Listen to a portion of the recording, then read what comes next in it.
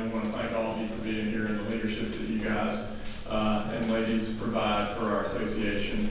As I was trying to rally everybody to sit down and be quiet, I realized that I had about as much authority here as I do with my 3 children at home, which is effectively 0. But thank you all for being here, and I appreciate your participation and your dedication to our industry and the GFA.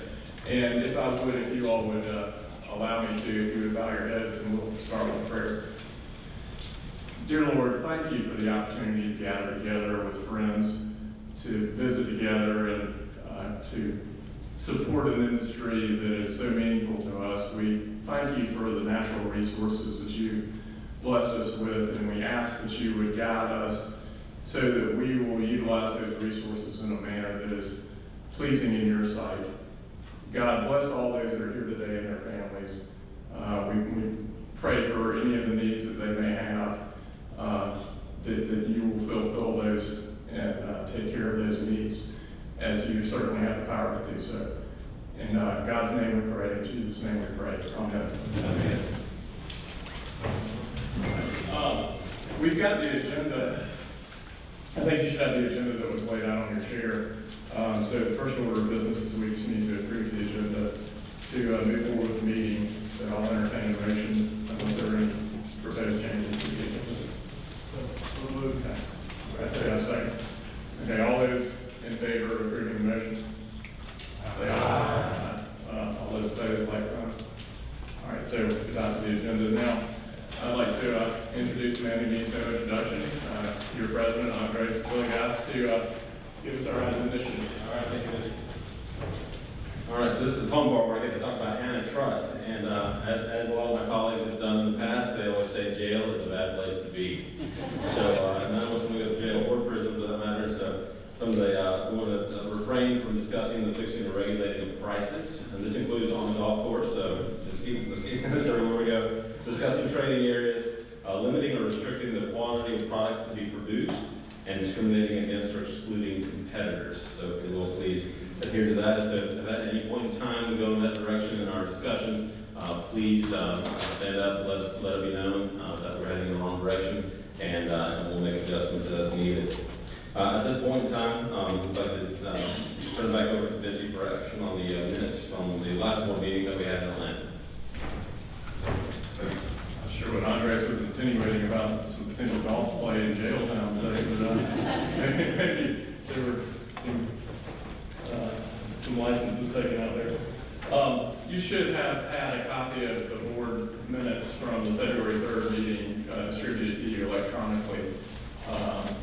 We'll dispense with the reading of the minutes. Take a motion actually on that we dispense with the reading of the minutes and approve the minutes as submitted. To entertain the motion. Okay. Is there a second? Second. Okay, any discussion? All those in favor? Aye. All those opposed? Okay, the minutes are approved. And now Tom Trinidad will come up and give you the association's financial report year to date.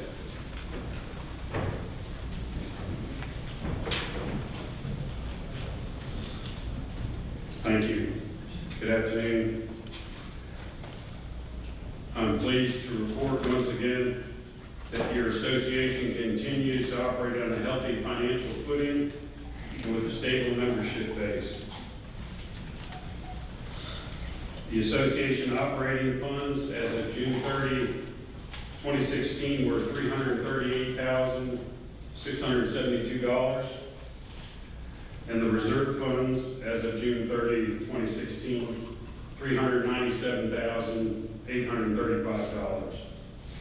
A couple of items to note related to the 2016 June year-to-date fiscal status. At June 30, 2016, total income of $788,715 exceeded total expenses of $442,517. This compares to June 2015 year-to-date income of $769,109 and expenses of $405,628. With respect to year-to-date income, there are no categories of concern. However, it is important to note that additional dues income is expected in Q3 and Q4. With respect to year-to-date expenses, expense categories are aligned with the budget. As compared to 2015, salaries and the legislative reception are the two items that have increased expenses for the association. The association continues to adequately balance its expenditures with its revenues while being committed to meeting GFA's mission to be the leading advocate for a healthy business and political climate for Georgia's forest environment, forest landowners, and forest-based businesses. As always, please contact me with questions or concerns. Thank you.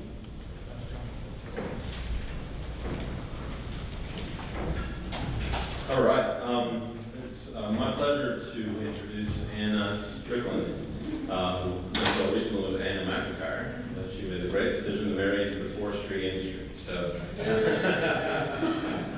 daughter-in-law of Jody, and so she's going to come up and talk to us a little bit about a project that she's working on for her master's thesis associated with millennials. And I think for a lot of us who we sometimes either inside of our own companies or in our own communities think about how do we adjust to new generations, and that's nothing new.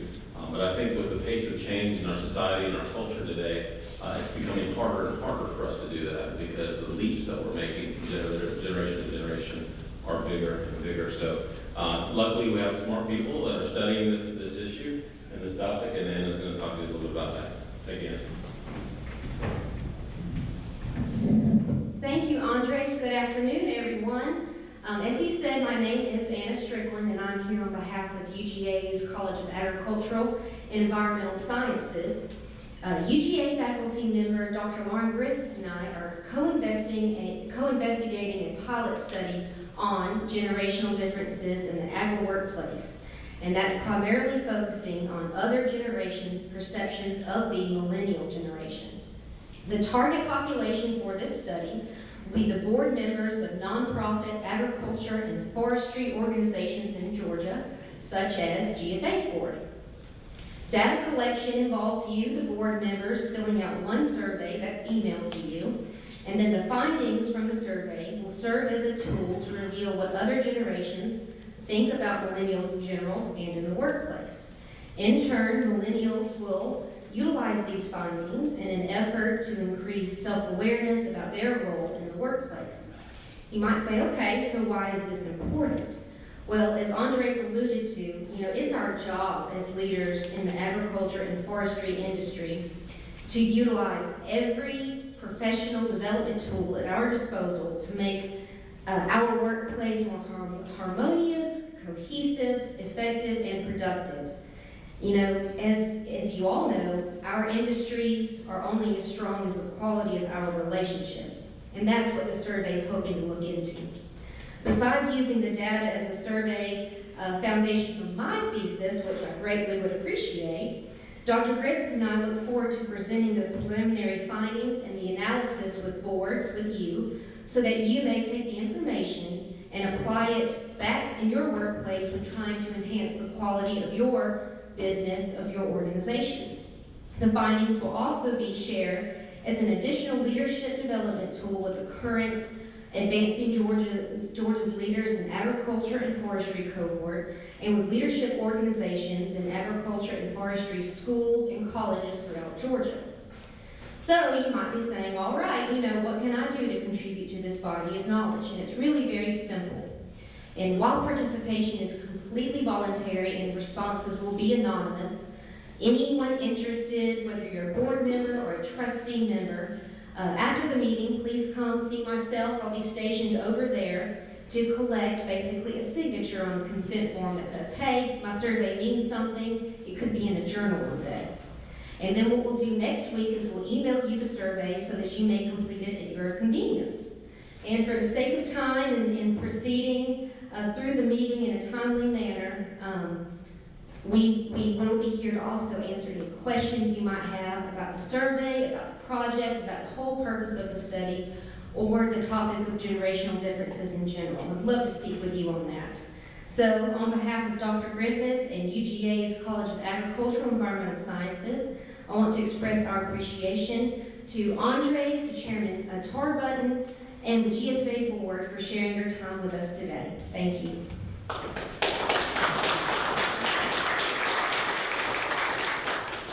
All right, thank you, Annie. That was well said, and we certainly hope that we'll give her the support that she needs to be able to ultimately give us more information about our perceptions of the next generation that are. Yes, sir. Andres, do we get the survey only if we sign the form?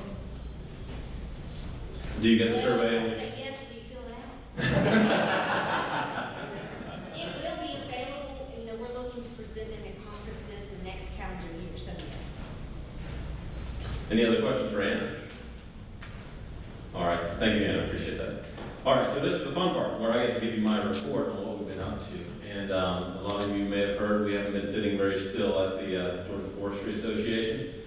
We've been jogging at a steady pace, or maybe even a slow run this year. And ultimately, what that's given us the opportunity to do is start to implement some change at the association that hopefully means better value for its members and a brighter future for our association and our industry. So we're working hard on a lot of things, but as I start off that that messaging, one of the first things we wanted to show you was a slide with a lot of different faces, and those are some pictures that we've taken over the past few months. But really, what they capture is the essence of what we are. Beyond trees and beyond manufacturing, beyond our products, is people, and it's that engagement that those people bring to our industry, at workplace, and outside of the workplace through our association that moves the needle. Nothing I do, and nothing your staff at GFA does, can match the power of all of you working together, and all of our members working together, and all of those landowners out there across the state working together. So we start off the President's report today reinforcing the point that engagement matters. We don't get anywhere sitting on our behinds, right?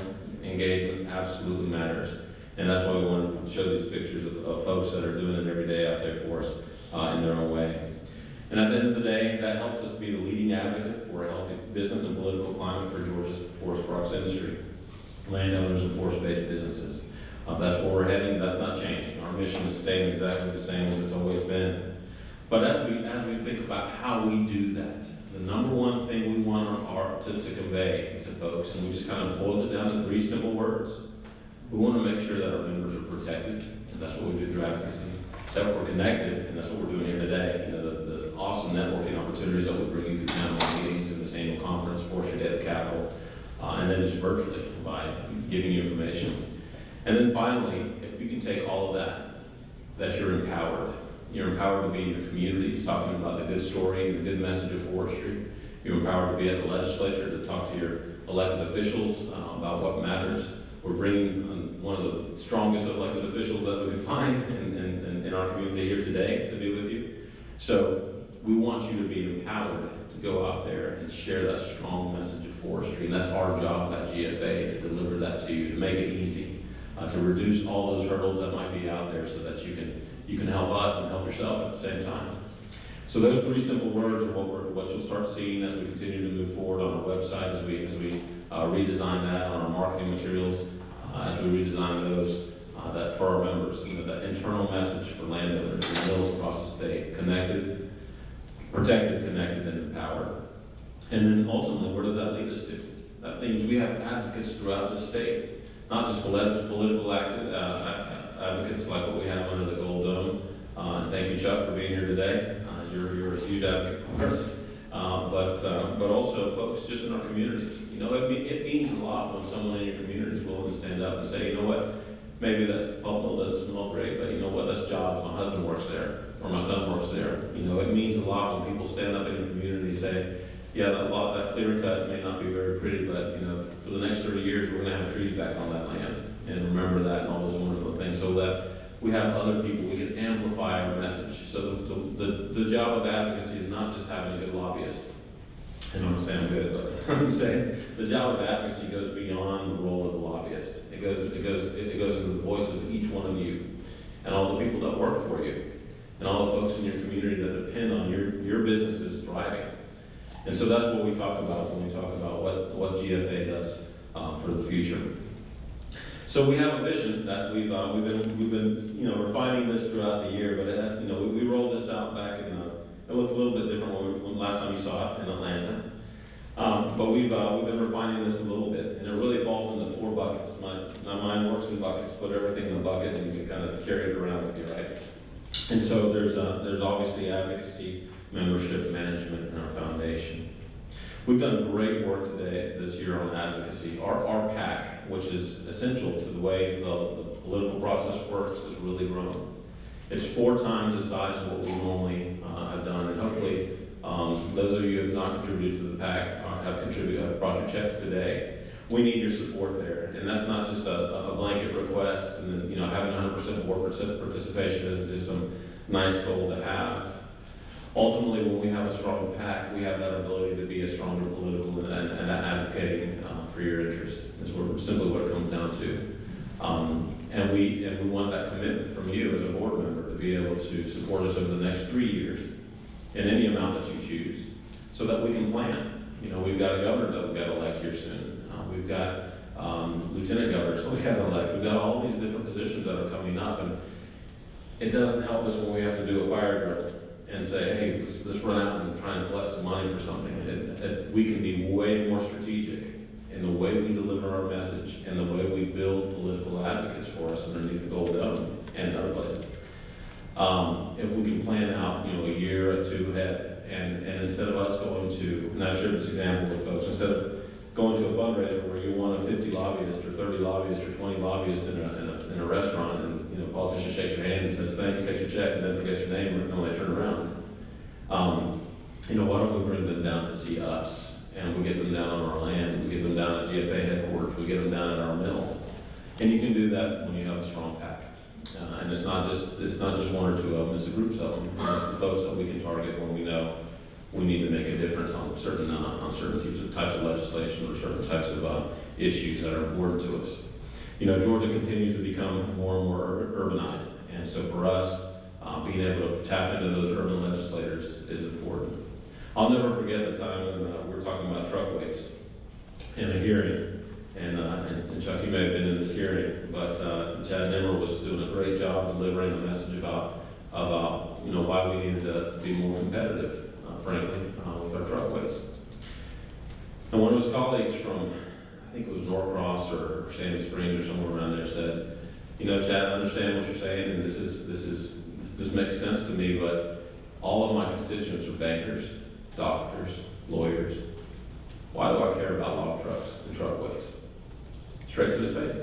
And those are the types of folks that we need to say, you know what?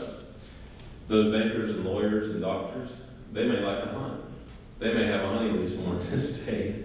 They may want to, hike. They may do all these other things. They may have forest land that they've invested in too as well. It's our job to make that connection beyond the obvious for folks, go beyond the surface, back to what we do. And we can't do that if they're going to stay in Atlanta and not come down and see us. So from that perspective, that's why we ask for your help on the PAC. It's very important for us. Our forest resource teams, we're very close to launching that. We were hoping to launch that this week. Unfortunately, our intern that was working on that spent about 8 days in the hospital, so we got backed up on that a little bit. But those forest resource teams are going to be your opportunity to connect, as well as all of our members to connect and just be a friendly face of forestry with their elected officials. And so you'll see that coming out very soon in the next couple of weeks. And civic engagement is where we'll hopefully be able to support some efforts too as well with just being present in a lot of different areas. Membership is one area I do want to talk to you about, and I would love to hear from you. We kicked off a membership campaign. We put a lot of different materials in your hands, and I'd like to thank all the winners of our 2-week campaigns that we had, because we did bring in some good membership. I think I was successful this week in signing up BB&T as a new member too as well. So we're growing members. We're bringing in corporate members that can be great sponsors of events and things along those lines and help us cover some of the larger costs. But we do need your help recruiting members. Anybody that depends on you for their success, the day that your job and your business goes away, that they would be in bad shape. members of our association. So please try that, try talking to them, and if you ever need our help, we're there to help you do that. This year, of course, we've been working on benefit programs, and really that sustained annual growth in membership is where we want to go. On the management side, I'll talk a little bit more about in our annual business meeting, but we've done a lot on the management side to change the way GFA works, and then hopefully all that turns back to value for our members. And then ultimately, on our foundation, as a lot of you may already know, we've been going through a strategic review of the foundation, and I'll talk about a little bit more about that later.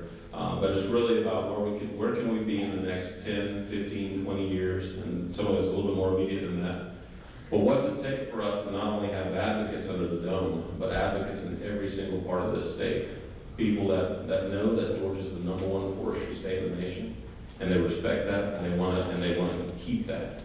And so that's an important part of where we want to go long term with the foundation. Any questions about the vision? I'm happy to answer any questions or handle anything that might be on your mind. All right. You can always catch me afterwards too as well. A little bit on the policy and legislative update, this is our bread and butter. So this is fun stuff to talk about. On the state side, there's a lot of movement and a lot of discussion on the Gopher Tortoise. This is something where the state DNR, as well as the Georgia Conservancy and a variety of other groups are really starting to move on.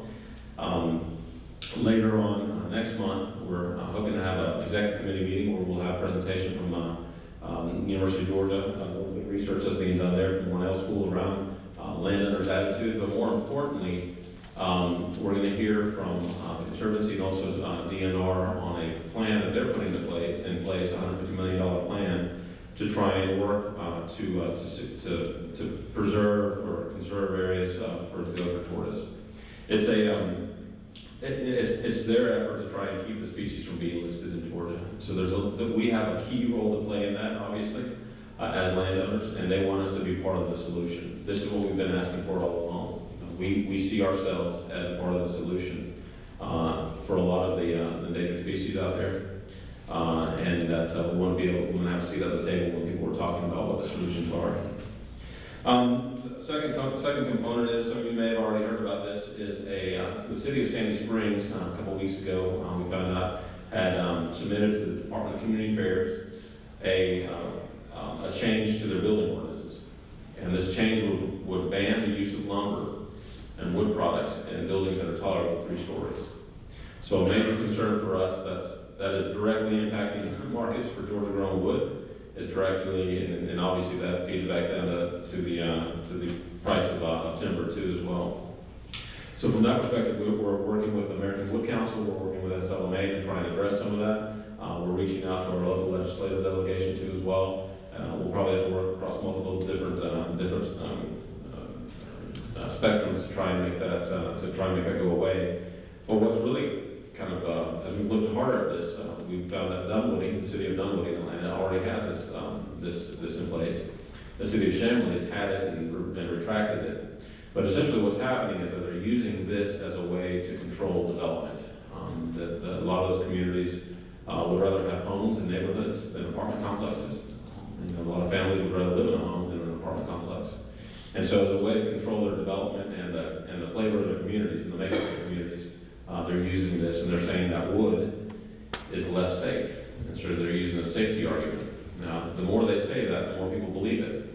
And so we've got to be very active on this one to make sure that we're not only addressing this from the policy side, but also from the communication side. If all your politicians in Sandy Springs are telling you that wood is unsafe, don't live in a wood building. That's not where we want to be, right? So we need to work on that. The Eminent Domain Study Committee is still being formed. The governor has not made his elections yet. The lieutenant governor and the speaker of the House has. So that's something that's still being worked on. And we've on our end got to think a little bit harder about what are the elements of that. What do we want eminent domain to look like in the future? And so that's an important component of where we're heading.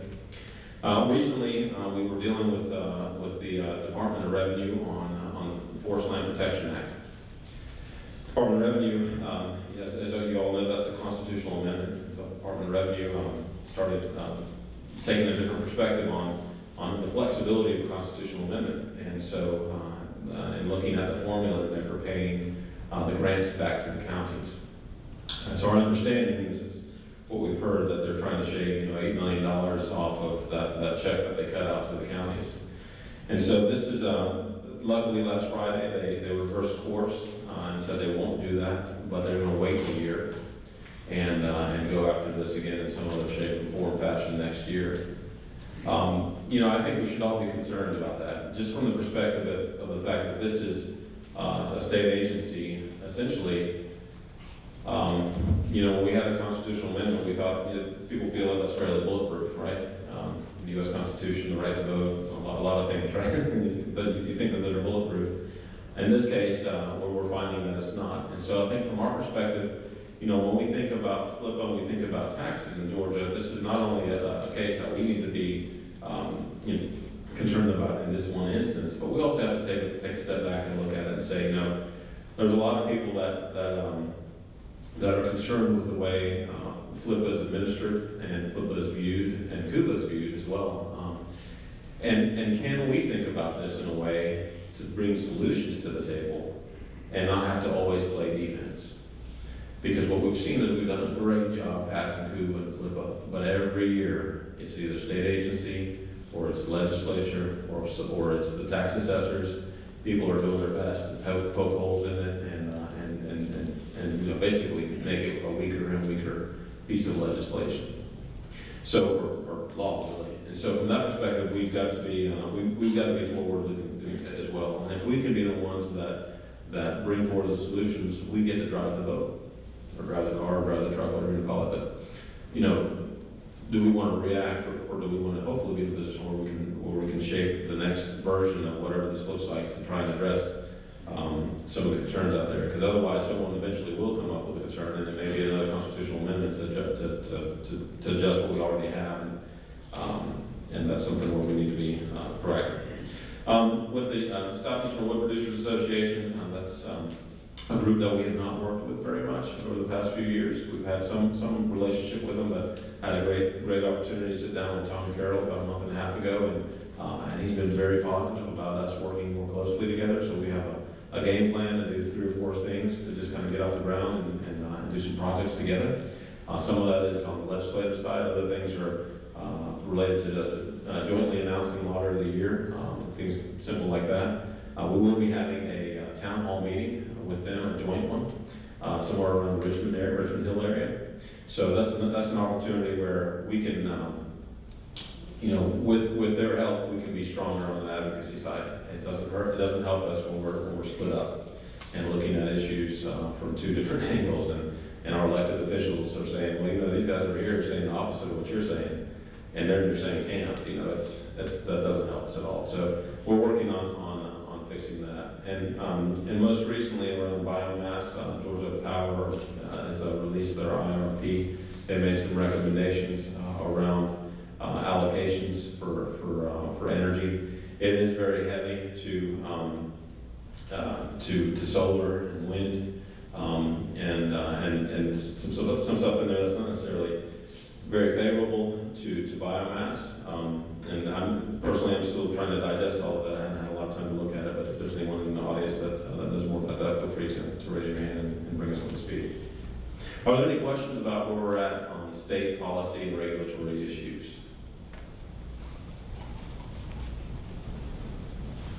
Okay, all right, I'm sure there are, but maybe we're shy today, so. Or worn out from golf or the beach, one of the. All right, so on the federal side, very, very fortunate that Brian Teller, where you at, Brian? In here? Thank you, Brian, for inviting me up with you to visit our congressional delegation in Washington, D.C. Brian and Jonathan and the rest of the GAC team and Anna did an awesome job setting up 2 days of visits for us, along with other GAC members. And we had a great visit with both of our senators, and I think 9 or 11, somewhere in there, members of the House. And in that we got a chance to talk about these three issues. One was Canadian lumber. As most of you know, the Canadian lumber agreement has expired last year, and we are seeing the highest percentage of Canadian lumber in the U.S. market that we've seen since 2007.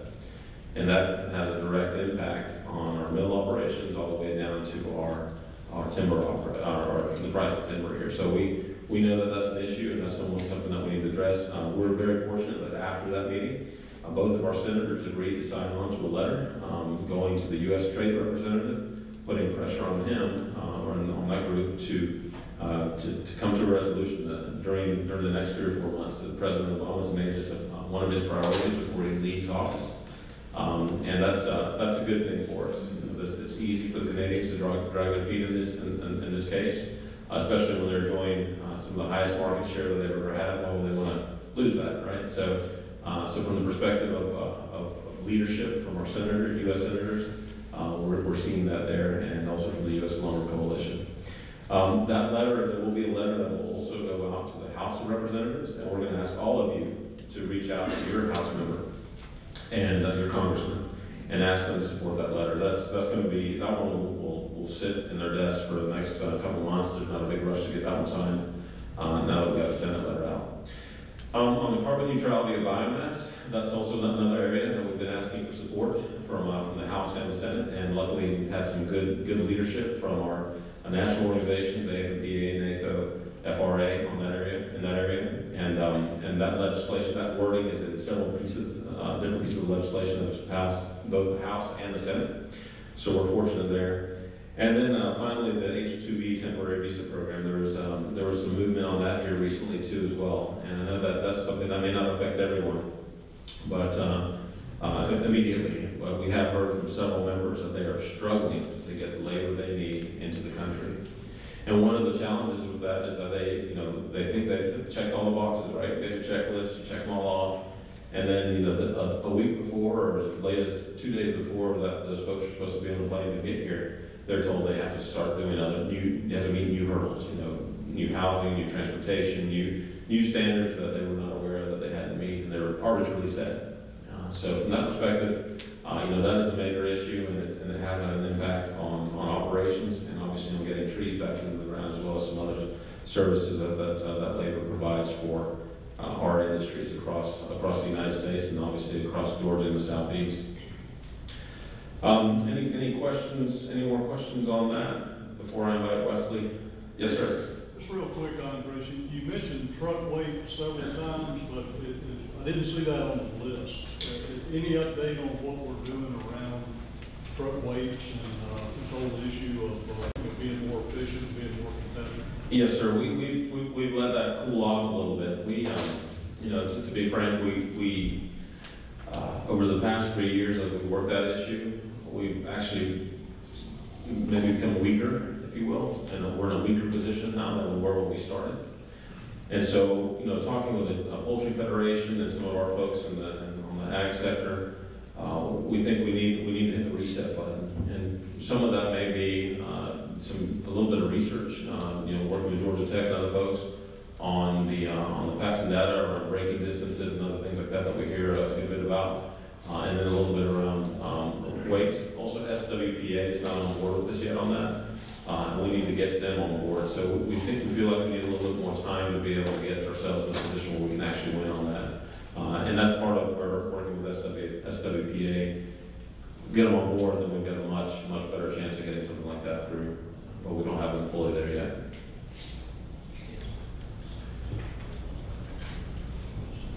Okay. Wesley, if you wouldn't mind coming up for a second, sorry to interrupt you there. Wesley Langdale is going to talk to us a little bit about the Coalition for Georgia Forestry. That is the group that's having the fundraiser today for Senator Isaacson. Well, it's a great segue into what you all have been able to accomplish this year. And Michael Kelly is not able to be with us today, but Michael Kelly and Tom Putnam have kind of led the effort on you all's behalf this year. Andres mentioned, Brian, you all going up to Washington and visiting our 14 representatives and our 2 senators. And the simple goal of our Georgia coalition is to take 5 of our elected officials each year, which we have a meeting once a year to choose the 5 that we're going to handpick, basically to visit these representatives, congressmen, senators at their home and have a fundraiser for them in their district. So if there's 14 representatives and 2 senators, that's 16. So at least once every 3 years, we ought to be in front of our elected officials here on their home turf in Georgia, talking shop about what issues that we're facing, not only in Georgia, but on the federal level. And so I'm happy to report on behalf of the group this year, we've basically had an event for Dr. Tom Price up in Atlanta, had a great visit with him. We've had an event for Buddy Carter, for Austin Scott, and of course today for Senator Isaacson. And then the 1st of September, there's an event planned for Representative Sanford Bishop over in Albany, Georgia. If you all will look out in the mail and on the internet, the place has not been set for that event yet. But the goal has been to raise a minimum of $20,000 at each of those events for our elected officials, and I'm happy to say with the help of many of you in here today, we've been able to accomplish that. Something else that's interesting, and I don't know if you've had a chance to meet him or not, but Congressman Bruce Westerman, he's from Hot Springs, Arkansas. Bruce is the only member, David, of Congress that's a forester. And like I say, if you have the opportunity to reach out to Bruce, and he's really stepped up on a national level, and he's formed a working forest coalition in Congress, Working Forest Caucus. And he's invited members from both sides of the aisle all across the country to join the caucus. So basically, Bruce's goal is for each and every member of Congress to represent and understand the value of the working forest to them at home, Joe, all across this country. And like I say, Bruce is also an engineer, if you don't know him. He says there's only 6 members, Ferris, of Congress that are actually engineers. And again, he's the only member of Congress who is a forester. So he's really stepped up, and he's really leading the national effort on our behalf. The coalition will meet, Andy, if not right at the end of this year, be the first of next year, probably meet up in Versailles. And hopefully a blanket invitation will go out. We invite each and every one of you to come and be part of that. We'll again designate the 5 members of Congress to have events for next year. So if you have a relationship with your congressman, if you'd like to host something in your area, because again, this group set the goal 2 years ago, and getting them on the calendar and knocking them down, and it's really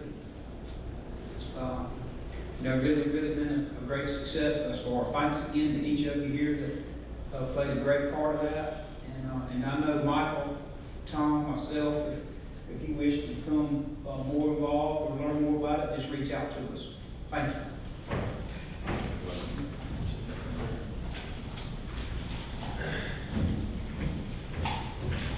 I can say that type of interaction is really important. I know that in the Tom Price event, I wasn't there, but I heard a lot about, he was just turning to the members of the coalition that were there and saying, you want to talk about this issue, here's this person on my staff that's going to be able to take care of that. And when a member of Congress or a senator says to their staff person, this is something that we need to do, it happens.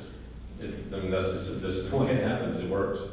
To get that signature on that Canadian lumber letter from the senator, a lot of times you call it there and it's hard to get anywhere. But straight to the chief of staff. And within 5 minutes, we had Senator Isaacson's signature on the letter, and the same thing happened with Senator Perdue. So our these things make a difference, and we certainly see the value in them. And while GFA has an arm's length relationship with the Coalition for Georgia Forestry, it is important to us. I always remember the words that Blake Sullivan told me when I started this job, and he was very clear to me. He said, Andres, I know we've got a lot of work to do at Georgia at the state level, but what scares me the most is what's happening in DC and what's happening at the federal level. And a stroke of the pen there from an agency can mean great things and grave things to my interests in Georgia. And so sometimes the only place we have to go there for help is our senator or our representative.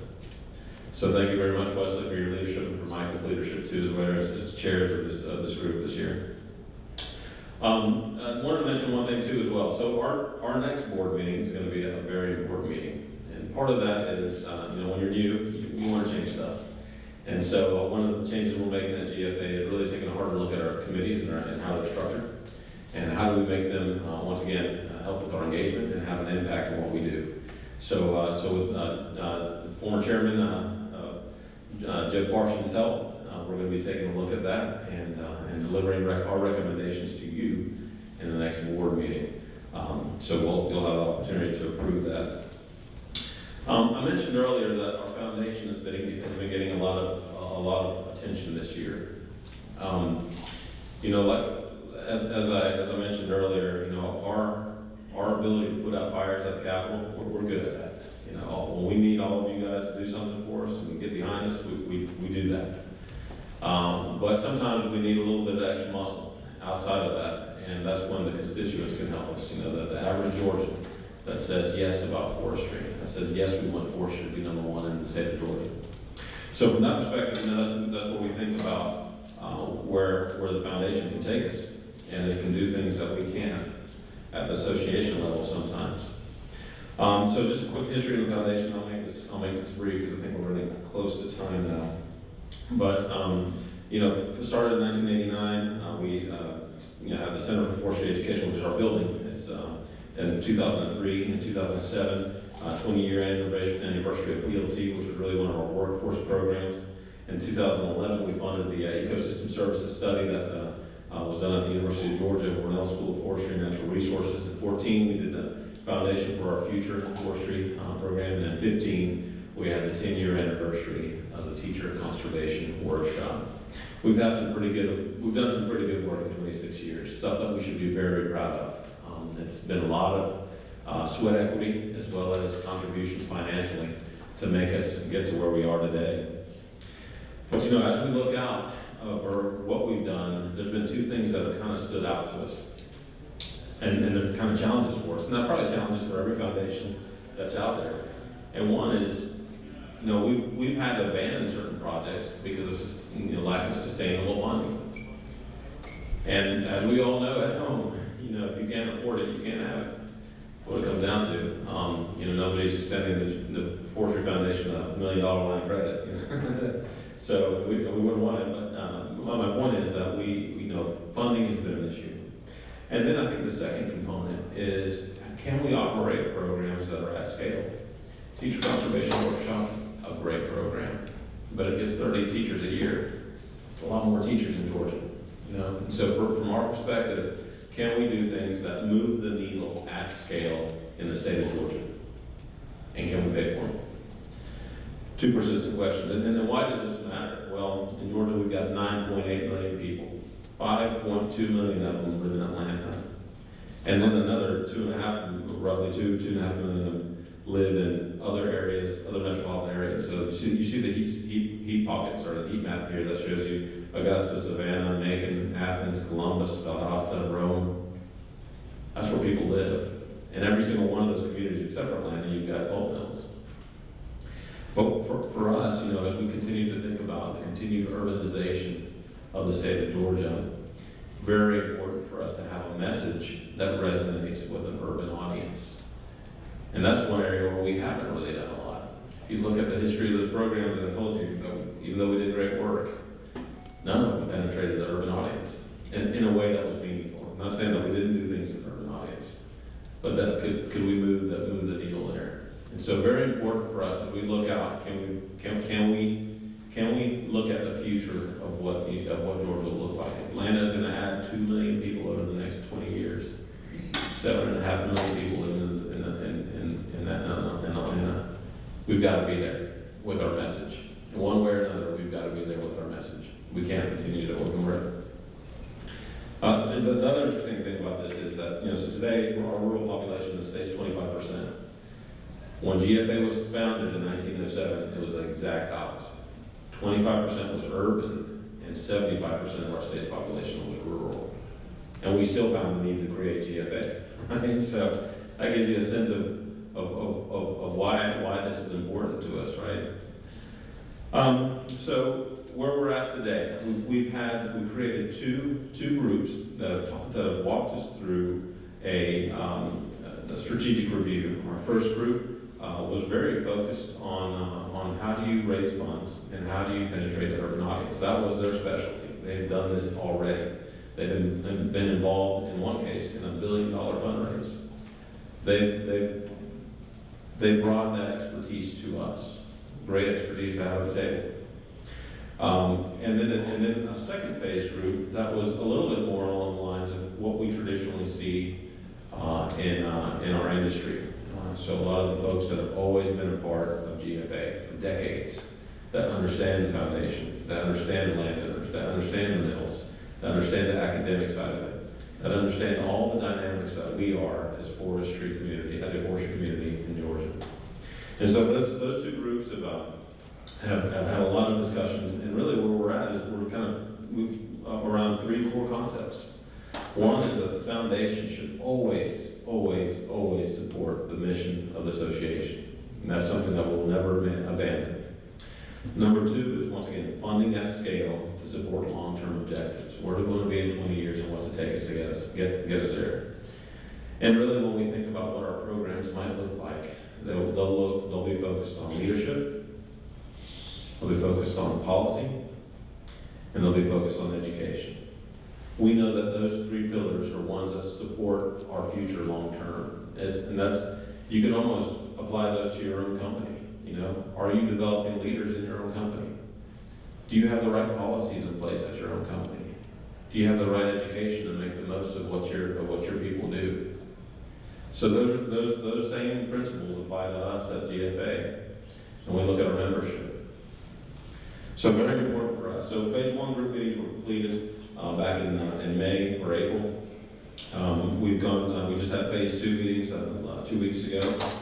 We're going through final adjustments of those recommendations, hopefully in the next couple of weeks. And then we'll take that to our executive committee and the trustees for review and a vote. And then finally, as I mentioned before, it'll go to you. So our next business meeting is very important. We're talking about really kind of where we take the foundation and how big we can get it. And we want your support, and where these bright minds that we've had focused on this effort are taking us. But we'll discuss it, and you'll have time to digest that, because there'll be a lot, I think. And then we'll also talk about the new committee structure as well, and how that helps us achieve our mission as an association. So that next meeting is going to be Thursday, October 20th, 2016. So that concludes the president's report. Are there any questions that anybody has that I can help address right now? All right. Well, as always, feel free to reach out to me or anybody on the GFA staff. We're here to help, and we're here to hopefully add value to your membership as part of our family. And we certainly appreciate all of your support today. Thank you.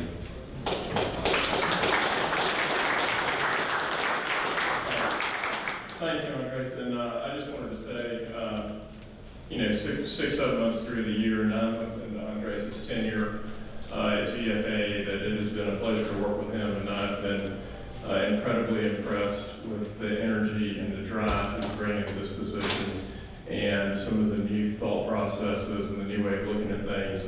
Just to reiterate where he was, I was the other day looking at some demographic information on Georgia for another reason. By 2030, we're going to be over 14 million people.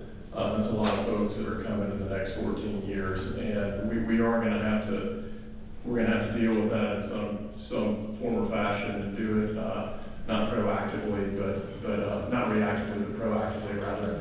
And so we're excited about where we think we're going to go with the foundation long term, and look forward at the next board meeting to your input after it's all laid out. So again, you guys, I hope everybody has a wonderful time this weekend, getting to see old friends and meet new friends, and thank you all for your service. And with that, we stand adjourned.